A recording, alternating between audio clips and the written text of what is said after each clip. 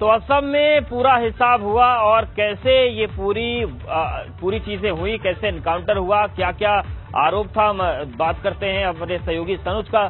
सनुज, जिस तरीके से असम में एनकाउंटर में बंजारा मारा गया, मेरठ में किस तरीके से गिरफ्तारी हुई थी और वहां पर किस तरीके से पूरी वारदात हुई और क्या कुछ घटनाक्रम हुआ था असम में?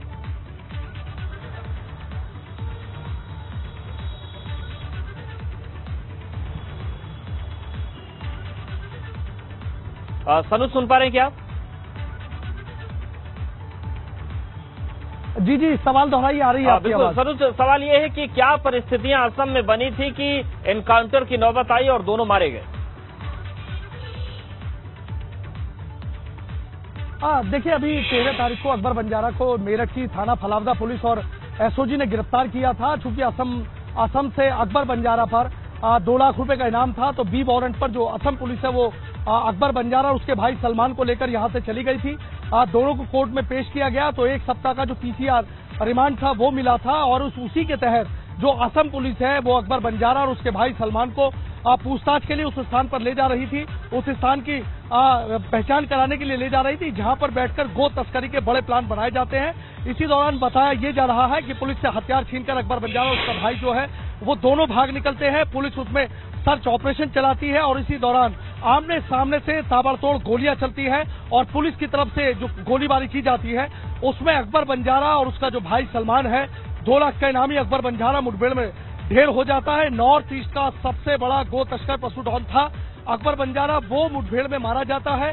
और इसी के साथ ही जो 4 पुलिसकर्मी है, 4 पुलिसकर्मियों के घायल होने की भी खबर सामने आ रही है। जो एक गाड़ी थी, उस गाड़ी पर भी ये बताया जा रहा है, दावा किया जा रहा है कि अकबर बंजारा और उसका जो भाई है उन्होंने जब ताबड़तोड़ गोलियां चलाई थी तो वो गाड़ी भी बुरी तरीके से क्षतिग्रस्त हो गई है। बिल्कुल सरोज, हमारे साथ आप बने रहिए। अकबर बंजारा का नेटवर्क कैसे फैला था, ये कैसे काम करता था, उस सारी बातचीत आपसे करेंगे। लेकिन कुछ और तस्वीर दिखाते हैं कि आखिर क्यों बंजारा की तलाश में 2 राज्यों की पुलिस थी और कैसे बंजारा ने मेरठ में ट्रक ड्राइवर से इंटरनेशनल गो तस्कर बनने का जो काली दुनिया का सफर है वो तय किया। सब आपको इस रिपोर्ट में बताते हैं।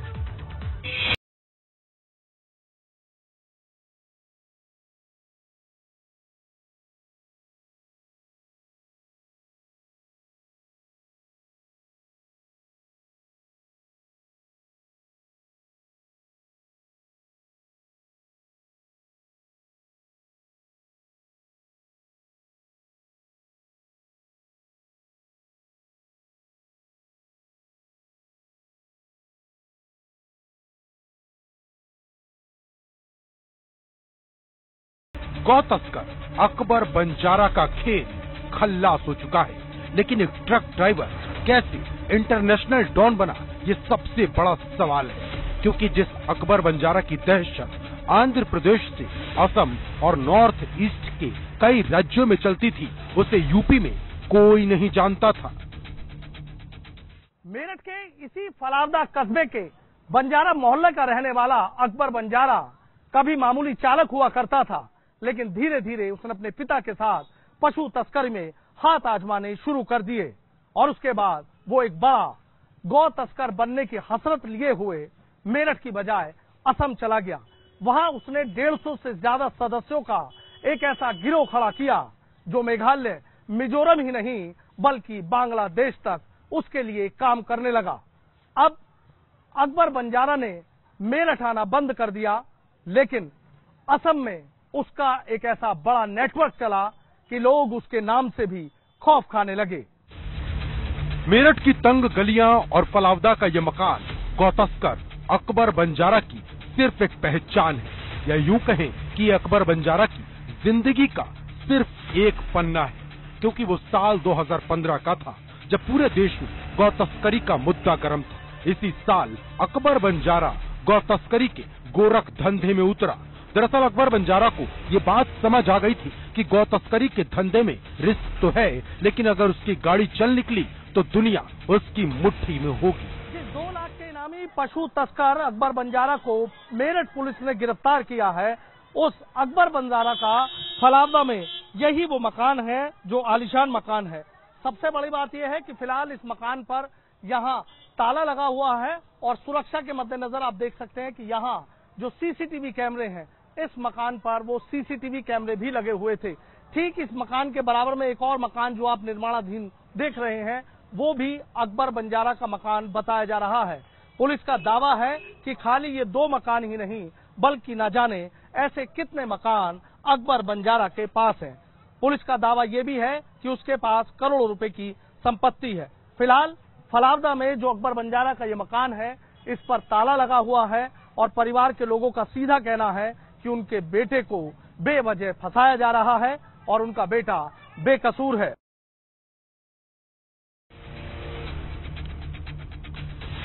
एक 1000 करोड़ का मालिक, गौतस्कर का मास्टरमाइंड, नॉर्थ ईस्ट में टेरर फंडिंग का सबसे बड़ा खिलाड़ी अकबर बंजारा ने अपने जुर्म की शुरुआत असम में गौतस्करी के छोटे से काम से की, लेकिन कम वक्त में ही उसने बड़ा नाम कमा लिया और फिर उसके नाम की चर्चा दूर दराज के इलाकों में होने लगी। तभी अकबर बंजारा आंध्र प्रदेश से विदेशों तक गौतस्करी का नेटवर्क चलाने वाले रवि रेड्डी के संपर्क में आया। इसके बाद अकबर बंजारा और ज्यादा ताकतवर हो गया। मेघालय, मिजोरम, असम समेत आसपास के इलाकों में अकबर बंजारा की तूती बोलने लगी। मेघालय के रास्ते उसने बांग्लादेश तक गौतस्करी शुरू कर दी। ये लोग बांग्लादेश तक बंद बॉडी के कंटेनर से गोवंश पहुंचाते थे। धीरे धीरे वो करोड़ों और फिर अरबों की संपत्ति का मालिक बन गया। इस दौरान अकबर बंजारा ने कई सफेदपोश नेताओं के साथ पैठ बना ली। बात साल 2015 की है, जब अकबर बंजारा को कोई नहीं जानता था। अकबर बंजारा ने मेरठ से असम का रुख किया और वहां पर एक बड़ा नेटवर्क खड़ा कर दिया। इसके लिए उसने कई सफेद पोशों का भी सहारा लिया और कई बड़े गैंग से भी हाथ मिला लिया। इनमें नॉर्थ ईस्ट में पशु तस्करी का सबसे बड़ा जो गैंग और सिंडिकेट चलता है, वो है रवि रेड्डी का। अकबर बंजारा ने रवि रेड्डी से भी हाथ मिला लिया और उसके बाद अकबर बंजारा की ताकत दोगुनी हो गई। 7 साल में ही जिस अकबर बंजारा को कोई नहीं जानता था, वो अकबर बंजारा अब नॉर्थ ईस्ट का गो तस्करी में सबसे बड़ा डॉन है। जहां अकबर बंजारा नॉर्थ ईस्ट से बांग्लादेश तक अपना काला साम्राज्य फैला रहा था, वहीं अकबर बंजारा का भाई सलमान गोमांस की सप्लाई कर मेरठ, बिजनौर और आसपास दूसरे जिलों में करोड़ों की संपत्ति बना रहा था। बताया जा रहा है कि दोनों ने मिलकर यूपी में करीब 300 करोड़ रुपए की अवैध संपत्ति बनाई। पुलिस दोनों के खिलाफ गैंगस्टर की कार्रवाई के तहत संपत्ति जब्त करने की तैयारी में थी। यूपी पुलिस ने इनकम टैक्स विभाग को भी लेटर लिखा था ताकि उसकी संपत्ति की जांच हो सके। इसी दौरान अकबर बंजारा पर इनाम भी घोषित हो गया, जो बढ़ते बढ़ते 2 लाख रुपए तक पहुंच गया। लेकिन जब अकबर बंजारा असम पुलिस के हत्थे चढ़ा तो उसका खेल खत्म हो गया। अकबर बंजारा की संपत्ति के बारे में सुनेंगे तो आपके होश उड़ जाएंगे, क्योंकि अकबर बंजारा का साम्राज्य यूपी, असम और नॉर्थ ईस्ट में ही नहीं बल्कि बांग्लादेश तक फैला था। आंध्र प्रदेश में कई एकड़ में फार्म हाउस बनाया था, जबकि कई राज्यों में इसके होटल हैं। बांग्लादेश के बॉर्डर पर एक फार्म हाउस है जहां मीट और गोवंश के ट्रक खड़े किए जाते हैं, जो मौका देखते ही बांग्लादेश भेज दिए जाते थे। असम में 200 करोड़ से ज्यादा की संपत्ति है। मेरठ के पौष इलाके शास्त्री नगर में सेक्टर 10 में आलीशान कोठी, मेरठ के फलावदा में कई आलीशान मकान, मेरठ के बहसूमा में करीब 150 बीघा जमीन, मेरठ के ही मैलका में 25 बीघा, नारनौल में 15 बीघा, मारवाड़ी में 20 बीघा, बदनौरा में 9 बीघा और एक जगह करीब 100 बीघे का बाग भी खरीदा था। मेरठ के लिसाड़ी गेट में 15 दुकानें इन दोनों भाइयों के नाम थी। लिसाड़ी गेट इलाके में ही 3 मकान भी हैं। रिश्तेदार के नाम मेरठ में अरबों की जमीन है। पंजाब में भी कई करोड़ रुपए की संपत्ति है। दिल्ली और मुंबई में कई फ्लैट।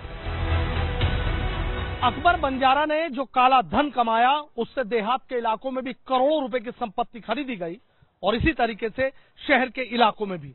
ये है शहर का सबसे पॉश इलाका शास्त्री नगर सेक्टर 10 और ये अकबर बंजारा का वो आलीशान कोठी है कि जिसको अभी बताया जा रहा है कि कुछ वक्त पहले ही अकबर बंजारा ने खरीदा था। हालांकि जब से अकबर बंजारा की गिरफ्तारी हुई है, तब से इस कोठी पर ना तो लाइट जली है, ना यहाँ पर कोई नजर आ रहा है। लेकिन आप ये तस्वीरें देख लीजिए कि कितनी आलीशान कोठी यहाँ पर बनाई गई है अकबर बंजारा के द्वारा और यहाँ खाली शास्त्रीनगर इलाके में नहीं बल्कि शहर के जो तमाम इलाके हैं, चाहे लिसाड़ी गेट इलाके की बात हो, चाहे श्यामनगर इलाके की बात हो, तमाम ऐसे इलाके हैं जहां पर अकबर बंजारा ने इसी तरीके से जो काला धन कमाया, अकूत संपत्ति कमाई, उससे इसी तरीके से उसने जगह जगह कहीं प्लॉट, कहीं कोठी और कहीं फार्म हाउस खरीदे हैं। लेकिन जैसे हर गुनहगार का एक दिन खात्मा हो जाता है, ठीक उसी तरह अकबर बंजारा का खेल भी खत्म हो गया।